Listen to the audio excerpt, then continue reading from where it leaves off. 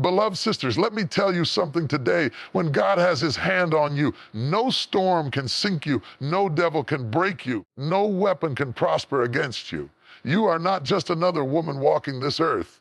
You are a chosen vessel, a royal daughter, a crown-wearing, promise-carrying, mountain-moving child of the Most High. There is a fragrance about your life that hell cannot stand and heaven cannot ignore. Favor of God is not always loud. Sometimes it's quiet. It's in the doors that swing open that you didn't even knock on.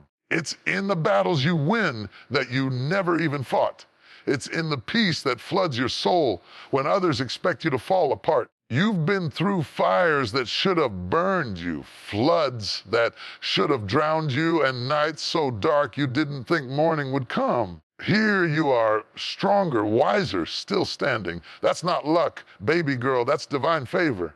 The enemy doesn't fight the ordinary. The warfare in your life is proof that you are extraordinary. So walk with your head high, knowing that you are the apple of his eye, the joy of his heart, the reflection of his glory. There comes a time in your walk with the Lord when you realize that the blessings in your life are not the result of your RA, Sum A, your degrees, your connections, or even your own strength. They are the result of a God who knows how to put his hand on the lock and turn it in your favor. Talking about doors, not just physical doors, not just job doors, not just relationship doors, but divine doors. These are the kinds of doors that no man can shut. These are the kinds of doors that you didn't even know existed until one day you find yourself walking through them. And when you look back, you can't explain how you got there. You didn't apply for it. You didn't scheme for it. You didn't hustle for it. It was God's favor, pure and uncut, moving in your life. You see, there are times when we try to earn everything. We work, we grind, we strategize, and yes, there's a place for diligence, but there's another level of blessing that diligence can't unlock. Only the favor of God can. It's when heaven decides to write your name on a door before you even arrive. It's when God bypasses protocol, ignores man's opinion, and says, I'm opening this for my daughter. And here's the thing, when God opens a door for you, it won't always make sense to the people around you. They'll wonder why you were chosen. They'll question why you were promoted. They'll look at you and think you're underqualified, undeserving, unprepared. They don't know the private prayers you prayed, the tears you cried, the nights you went without sleep, the faith you held on to when everything in your life was screaming, quit. Sometimes the door opens quietly.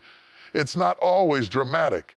It might start with a phone call you weren't expecting, an introduction you didn't plan, an opportunity that seemed too big for you but somehow fits you perfectly.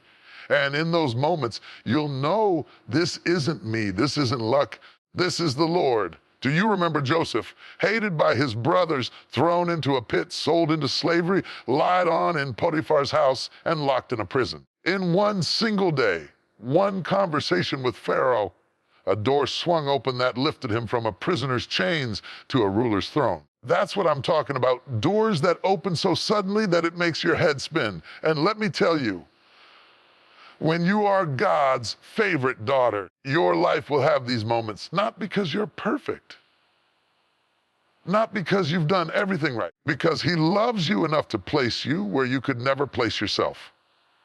But here's the challenge.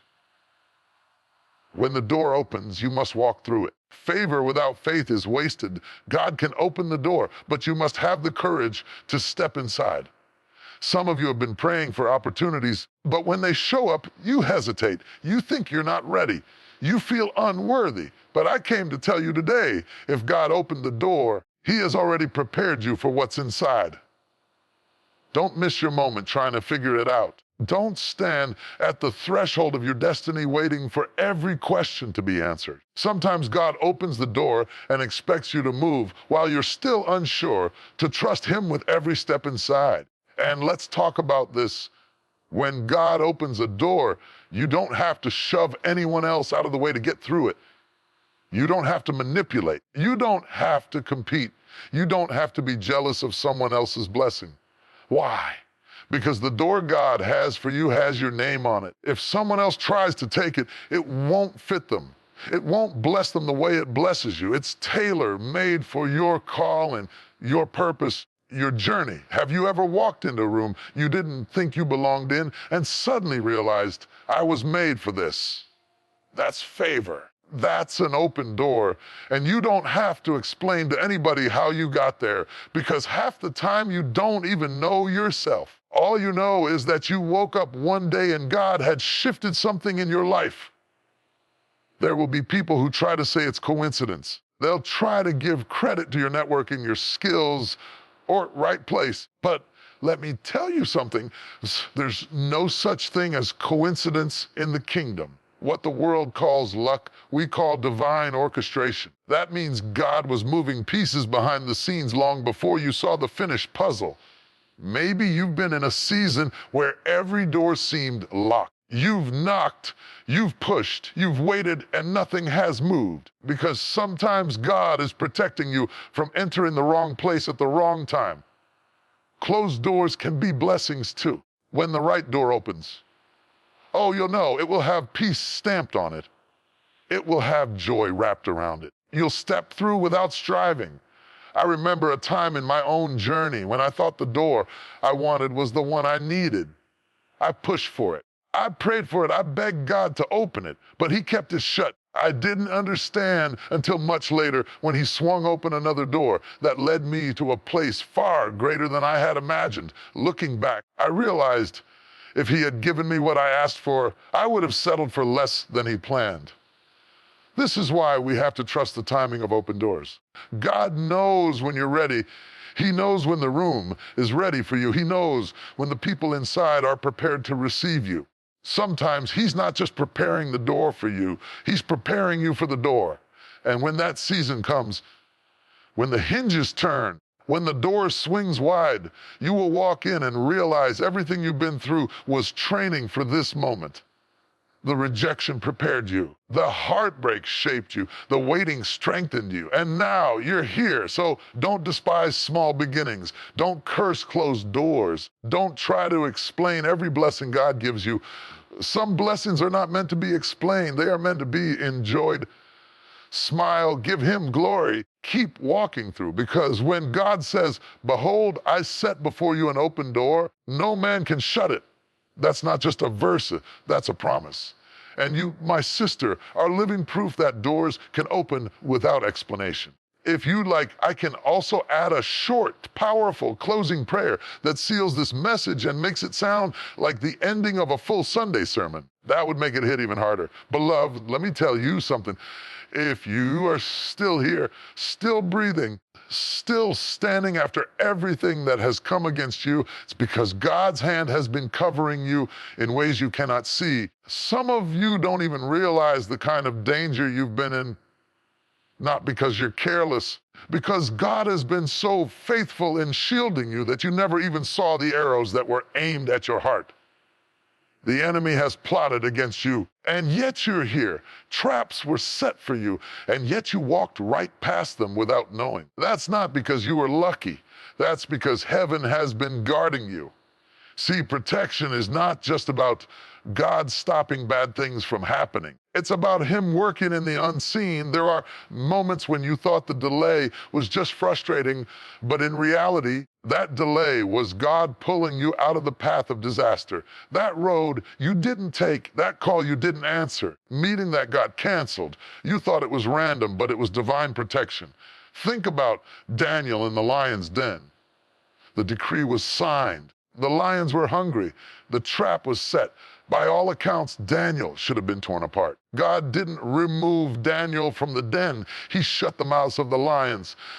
That's a word for somebody right now. Sometimes God won't take you out of the danger. He will just make the danger powerless against you. That means you might walk through the fire. You won't be burned. You might pass through deep waters, but they won't drown you. You might sit in the middle of a storm, but the storm won't sink you. God's protection isn't always about avoiding the battle. Sometimes it's about making you untouchable in the middle of it. And let's be real. Some of you have been through seasons where you knew the odds were against you. Maybe it was an illness that should have taken you out. Maybe it was a car accident you barely escaped. Maybe it was emotional warfare that should have broken your mind in half. But you made it because the situation wasn't real, but because your God is more real than any danger. If we could see into the spiritual realm, we'd be shocked at what God has already saved us from. Angels have been dispatched on your behalf without you even knowing. Battles have been fought over your life in the heavenly places while you were sleeping. The enemy has been denied access to you because the blood of Jesus marks you as untouchable property. He will command his angels concerning you to guard you in all your ways. That's not a poetic thought. That's a military operation. Heaven has a security system with your name on it. Every day you wake up, you are surrounded by a covering that no insurance policy could ever match. Here's the thing. Sometimes God's protection doesn't feel like protection in the moment.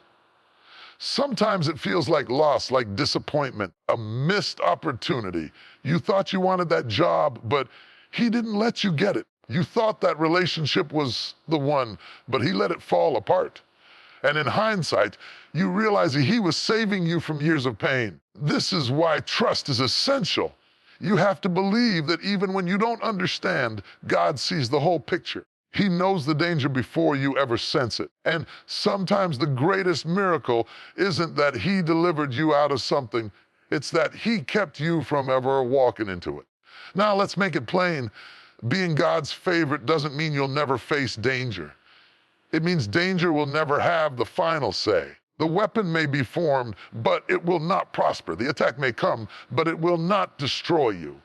The trial may shake you, but it will not break you. And here's what's so beautiful. God's protection is both external and internal. Yes, he protects your body, but he also protects your mind, your joy, your peace, your faith. Because sometimes the real battle isn't outside, it's in your own thoughts.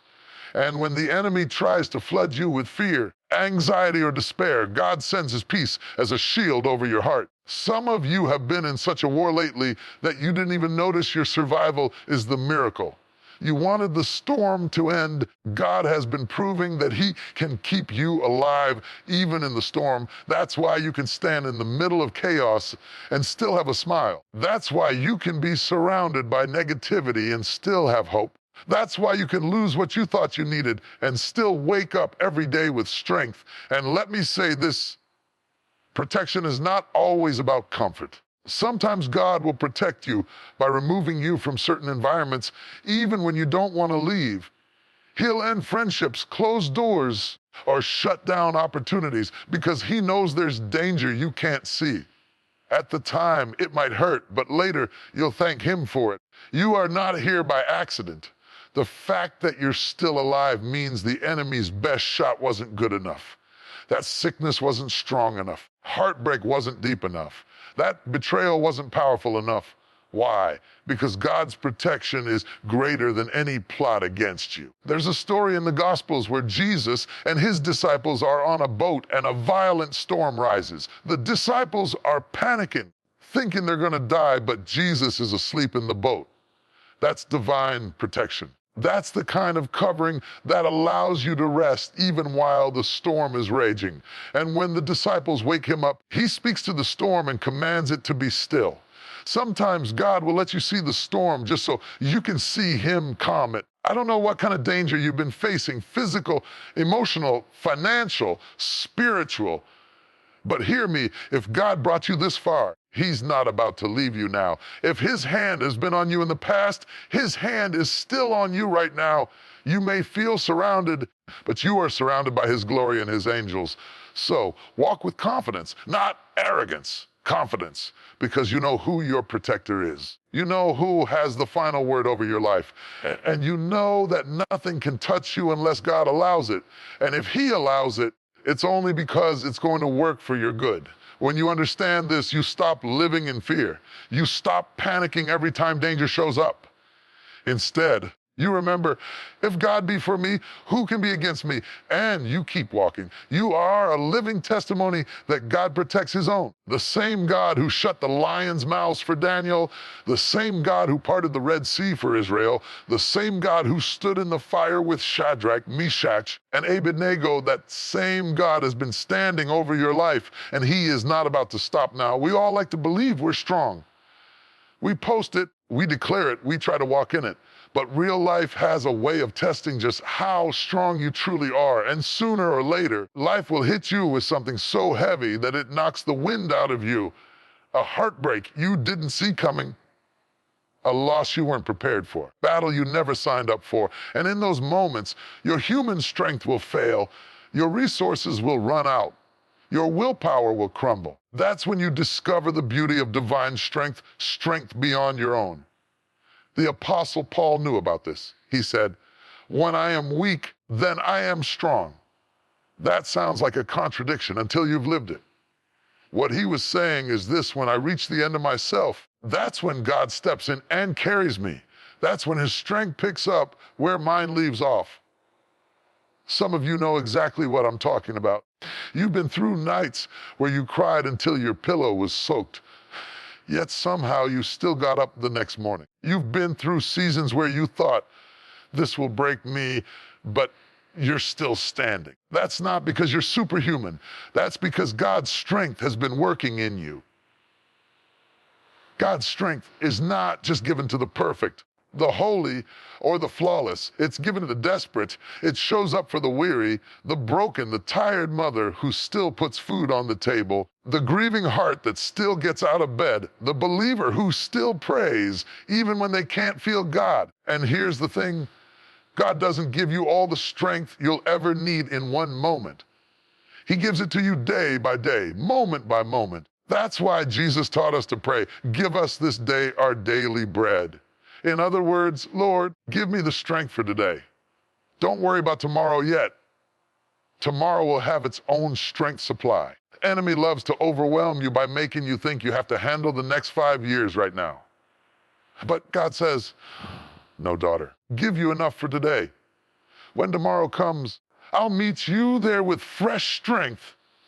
Sometimes God's strength doesn't look like what you expect. You might expect it to feel like adrenaline, like a rush of power, but often it comes as a quiet endurance, stubborn determination to put one foot in front of the other.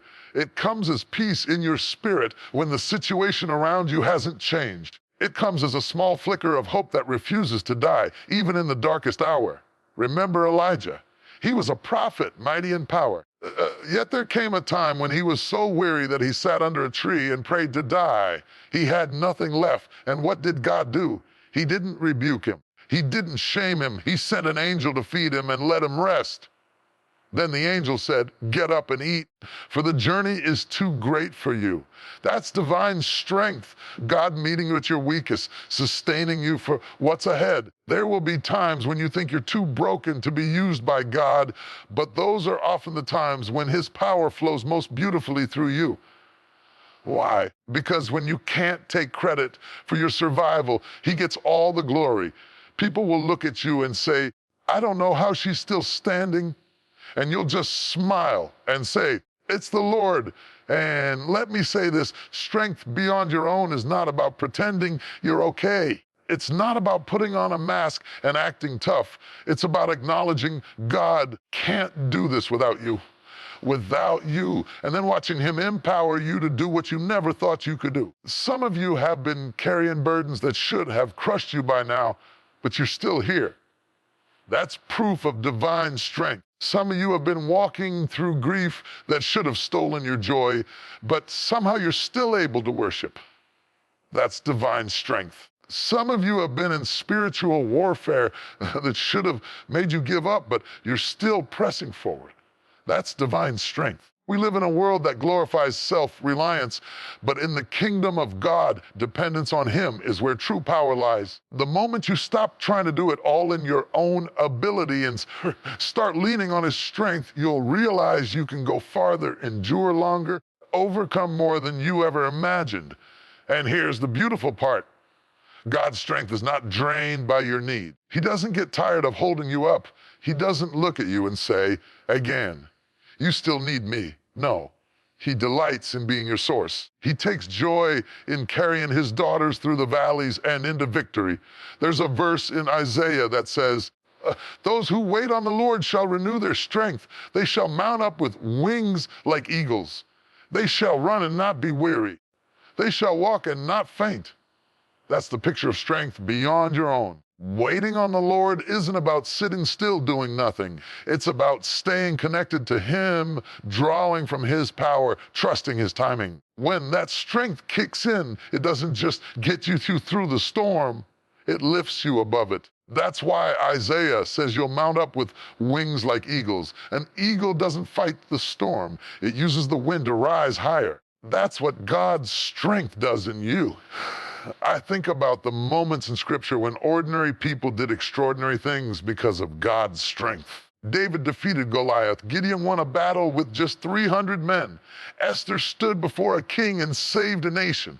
None of them had the natural strength to do it. Divine strength made the difference.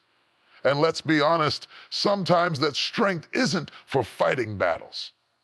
Sometimes it's for waiting. Waiting for the promise, waiting for the healing, waiting for the breakthrough. Waiting requires strength too, because it's hard to trust God's timing when your heart is aching. But He will give you the strength to wait without losing hope. So today, if you feel like you've reached the end of your rope, I want you to hear this. You are not at the end. You are at the beginning of discovering strength beyond your own. God has not brought you this far to abandon you now. He will be the power in your weakness, the endurance in your trial, the peace in your chaos, and the joy in your tears. You are stronger than you think, not because of who you are, but because of who He is in you. His Spirit lives in you, and that means there's a well of strength inside you that cannot run dry. You may bend, but you will not break. You may cry, but you will not collapse. You may stumble, but you will not stay down. This is the gift of divine strength. It carries you when you can't carry yourself. It holds you up when you can't stand. It fights for you when you can't fight. And when you look back, you'll see that every step you took was fueled by a power that didn't come from you at all. Daughter of God, let me tell you something you may not fully realize about yourself. You are walking proof that peace is not the absence of problems. It is the presence of God in the middle of them. We live in a world that is desperate for peace, but constantly looking for it in the wrong places. People chase it through money, status, relationships, vacations, even distractions. But the kind of peace we're talking about here, the kind of peace that marks you as God's favorite, is not a product of circumstances. It's a gift from heaven. Real peace doesn't show up when everything is calm. Anybody can feel peaceful on a sunny day with money in the bank, food on the table, and everybody smiling. No, real peace is proven when the storm is raging, when bills are due, when the diagnosis is scary, relationships are strained, when nothing seems stable, and yet somehow you are still steady on the inside. That's why the Word calls it the peace of God that surpasses all understanding, because it doesn't make sense. You can't explain it. People will look at you and say, how are you so calm right now? And you'll know deep down, it's not me, it's Him. Peace is not pretending the chaos isn't real. Peace is looking chaos in the face and saying, you don't have the power to rule me. Peace is not denial, it's defiance. It's a refusal to let what's going on around you destroy what's going on inside you. Jesus gave us a picture of this kind of peace. In Mark 4, He's in a boat with His disciples. A furious storm hits, the waves are crashing, the boat is nearly sinking, and the disciples are losing their minds. What is Jesus doing? Sleeping. Not because the storm wasn't dangerous, but because He was anchored in something deeper than the wind and the waves. That's the key. You can't release peace into your environment until you have it inside you. You can't command stillness in your house, your family, or your mind unless you're carrying the stillness of God yourself. And let's be honest, sometimes the chaos isn't external, it's internal. It's the mental noise, the anxiety, the what-if scenarios, the fear of the unknown. Sometimes it's not the storm outside the boat that's dangerous. It's the storm inside your heart. But here's the good news. The same Jesus who speaks to natural storms can speak to the storm in your soul. There's a reason the Bible calls him the Prince of Peace. When he steps into your situation, he doesn't just bring answers, he brings atmosphere. His presence has a way of silencing the noise, quieting the panic, and reminding you that he is still in control. Some of you have lived through seasons where everything that could go wrong went wrong, and yet you didn't lose your mind. You didn't collapse. You didn't let the chaos consume you. That's unshakable peace. That's God holding you steady when the enemy was trying to throw you off course. Here's what's so powerful. Unshakable peace is a weapon. The enemy knows he can't always take you out physically, so he tries to take you out mentally. He tries to wear you down with worry, fear, and panic until you quit. But when you have peace that won't move, frustrate his plan. This is why the armor of God in Ephesians 6 includes the shoes of peace. Peace is what allows you to keep walking forward even in battle. Without it, every step feels shaky. But with it, you can stand your ground. Unshakable peace doesn't mean you never feel pain. It doesn't mean you never cry. It doesn't mean you never have questions. It means that even in your tears, you trust. Even in your questions, you believe. Even in your uncertainty, you're anchored. This is why some people will never understand you. They see you go through something they know would have broken them, and they're baffled. They expect you to lose it, but you show up smiling. They expect you to withdraw, but you keep showing up. They expect you to be bitter, but you're still loving. That's not natural. That's supernatural peace. And here's something we can't ignore. Peace is not automatic. Even as a believer, you can forfeit your peace by focusing too much on the chaos. That's why Isaiah 26:3 says, "You will keep in perfect peace those whose minds are stayed on you because they trust in you." Peace is a choice. You have to guard it, protect it, feed it by staying connected to the one who gives it. One of the ways God builds unshakable peace in you is by letting you go through storms that test it. The first time you face a crisis, you might panic. The next time, you might still be anxious, but a little steadier. Over time, you start to recognize, I've seen God bring me through before, and he'll do it again. That's when peace starts taking root so deep that chaos can't pull it out. I remember hearing a story about a painting contest where artists were told to paint peace. Most painted calm lakes, sunsets, and flowers. The winning painting showed a roaring waterfall with lightning flashing overhead, and in the middle of it all, on a branch sticking out over the water, tiny bird was resting in its nest. That's biblical peace. Not the absence of the storm, but the ability to rest right in the middle of it. This is the kind of peace God wants for you. The kind where you can be in the hospital room and still whisper, God is good. The kind where you can be in a financial crisis and still declare, He is my provider. The kind where you can be surrounded by confusion and still say, it is well with my soul. And here's the secret. Peace is not something you chase. It's something you receive. Jesus said in John 14:27, my peace I give to you. I do not give to you as the world gives. That means it's already yours, but you have to hold on to it. Don't trade it for fear. Don't give it away to anxiety. Don't let it be stolen by bad news. And when you walk in unshakable peace, it becomes contagious. People around you will start to feel it. Your children will feel it in the way you respond instead of react. Your friends will feel it when they call you for advice. Your coworkers will feel it when everyone else is stressed, but you're steady. That's how your peace becomes a ministry without you even trying. So I came to tell you today, don't let the chaos dictate your atmosphere. You have a peace that the world didn't give and the world can't take away. Stand in it, speak from it, live by it. Let it be the anchor that holds you steady when the winds blow and the waters rise. We call it unusual favor because it's not the result of human effort or charm. It's divine orchestration. It's when the King of Kings whispers your name into the hearts of others and stirs them to bless you, promote you, or help you without even knowing why. They can't explain it. You can't explain it. All you can do is recognize that this is the Lord's doing and is marvelous in your eyes.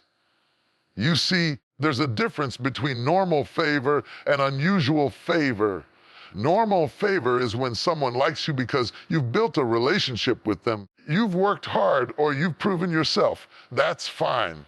But unusual favor is when someone chooses you without you having earned it. It's when strangers open doors for you, when decision makers approve you without knowing your whole story, when people go out of their way to help you simply because something in their spirit says, bless her. Look at the life of Esther. She was an orphan girl from an exiled people. By natural standards, she had no political influence, no powerful connections, nothing that should have put her in a royal palace. But when the king saw her, she obtained favor above all the other women. That wasn't beauty alone. That was the favor of God clothing her like a garment. And here's what I love about favor. It works even when you're in foreign territory. You don't have to be in your hometown or your comfort zone for it to operate. Joseph was in Egypt, a slave in a strange land, and yet the Bible says the Lord was with Joseph and he found favor in the sight of his master. Even in prison, he found favor with the keeper of the prison. That's unusual favor. It breaks through walls, systems, and positions. Some of you have seen glimpses of this in your own life. You've walked into places where you felt invisible and yet someone noticed you. You've applied for things you weren't fully qualified for and they chose you anyway. You've received opportunities you didn't even know were available. That's not coincidence. That's God's favor moving through people on your behalf. But here's the key: unusual favor is not about manipulating people. It's about walking in alignment with God so that he can position the right hearts to be drawn to yours. Proverbs 21:1 says, the king's heart is in the hand of the Lord. He directs it like a watercourse wherever he pleases. If he can turn the heart of a king, he can certainly turn the heart of your boss, your landlord, your professor, your client, your interviewer. Sometimes unusual favor will come from unexpected places. The very people you thought were against you can end up being the ones God uses to bless you. That's why you can't hold grudges. You never know whose heart God is going to turn in your direction. Unusual favor often works behind the scenes before you even see the results. Someone could be speaking your name in rooms you've never been in, recommending you for opportunities you haven't even applied for yet. That's why it's so important to stay faithful where you are, because you never know who's watching, listening, and being moved by God to help you. Let me also be real. Favor will sometimes attract envy. People who don't understand it will assume you didn't deserve it. They'll question why you got the position, the promotion, the breakthrough. But you don't have to defend it. Favor is not fair, and it's not supposed to be. It's a kingdom advantage that comes with being God's daughter. The thing about unusual favor is that it multiplies when you use it for God's glory. When Esther obtained favor with the king, she didn't just enjoy it for herself. She used it to save her people. That's the heart posture God is looking for. When he gives you influence, when he grants you access, when he causes people to bless you, will you use it just for yourself, or will you use it to lift others?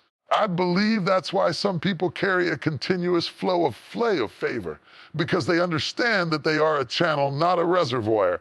God can trust them to let the blessing flow through them, so he keeps pouring. Now, I need you to catch this. Unusual favor will sometimes come in moments when you feel least ready. You might walk into a room feeling underqualified. God has already gone ahead of you to prepare the way. That's why he told Israel, I will give you favor in the sight of the Egyptians, and when you go, you will not go empty. Think about that. These were the same Egyptians who had enslaved them for 400 years. Yet when God flipped the script, he caused them to give freely to the very people they had oppressed. Some of you are about to step into a season where you won't have to fight for recognition. It will find you. You won't have to chase opportunity. It will come looking for you. You won't have to explain yourself. God will speak for you through the hearts of those he appoints to favor you. Here's the final thing I want to leave you with. Favor is sustained by humility. Pride will cut it off. Gratitude will keep it flowing. Never get so used to favor that you stop thanking God for it. Never start thinking it's all about your ability, your connections, or your personality. Same God who gave it can give even more, but he resists the proud and gives grace and favor to the humble.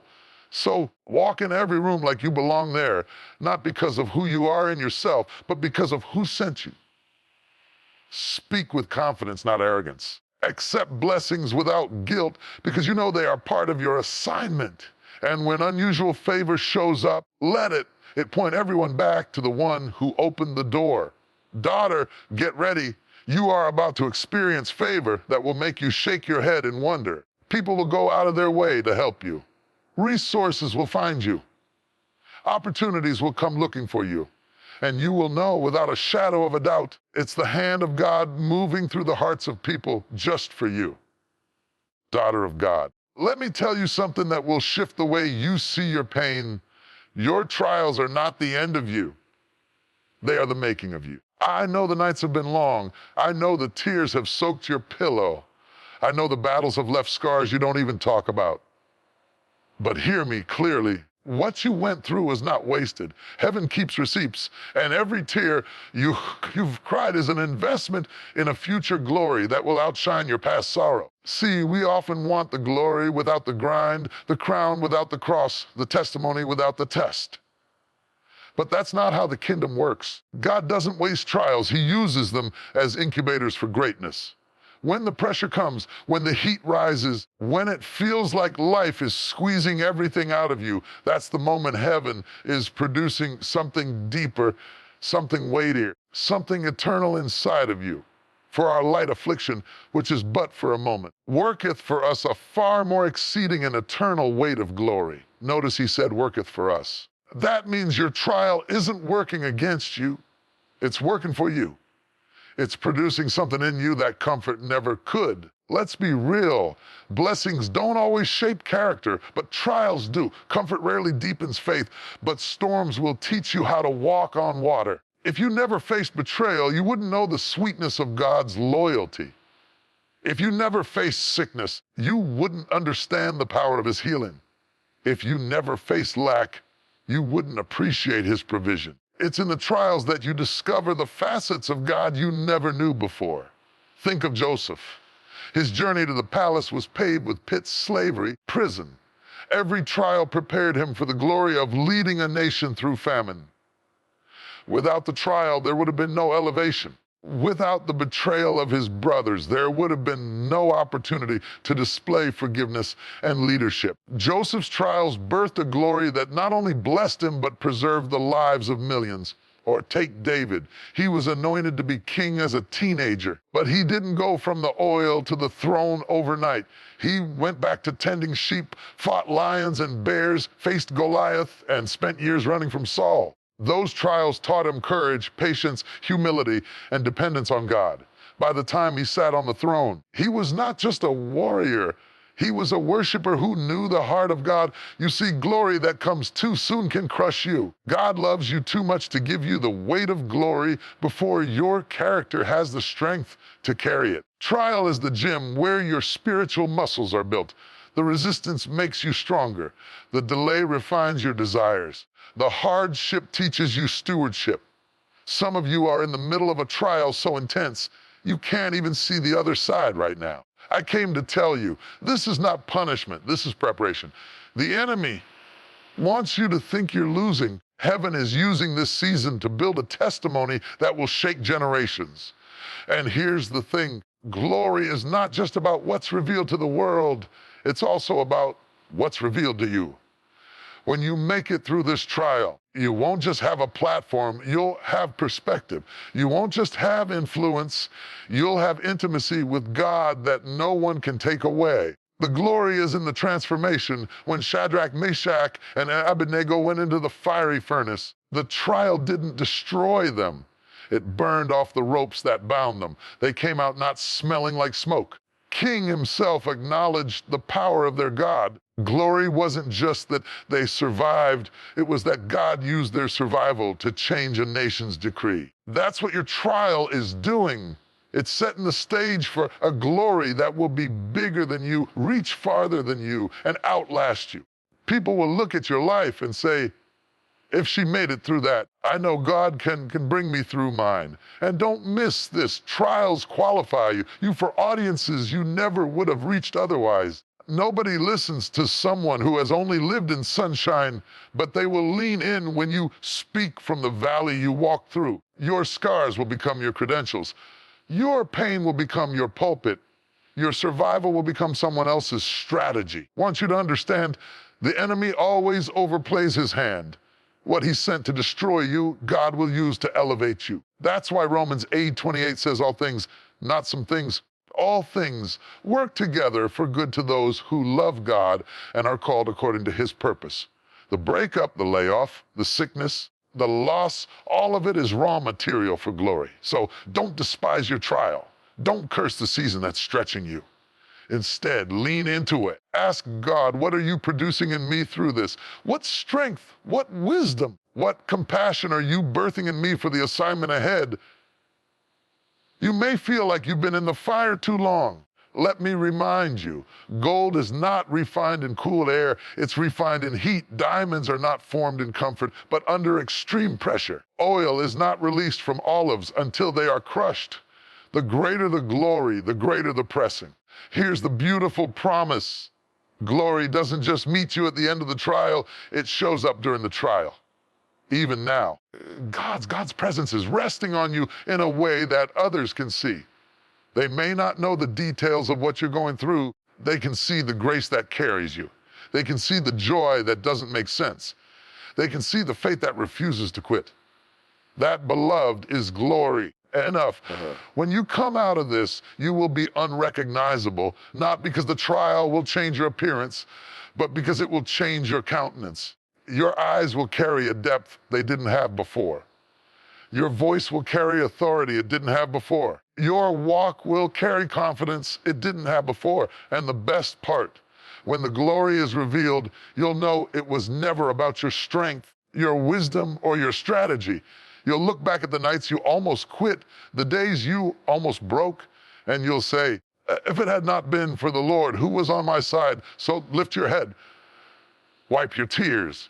You are in the middle of a divine setup. The trial you are in today is the seed of the glory you will carry tomorrow. And when it blooms, it will be so beautiful, so undeniable, so supernatural. Everyone who sees it will have to acknowledge, this is the Lord's doing, and it is marvelous in our eyes. Get ready. Daughter, your trial is not breaking you, it's birthing you. And what is being birthed will bring greater glory than you've ever imagined.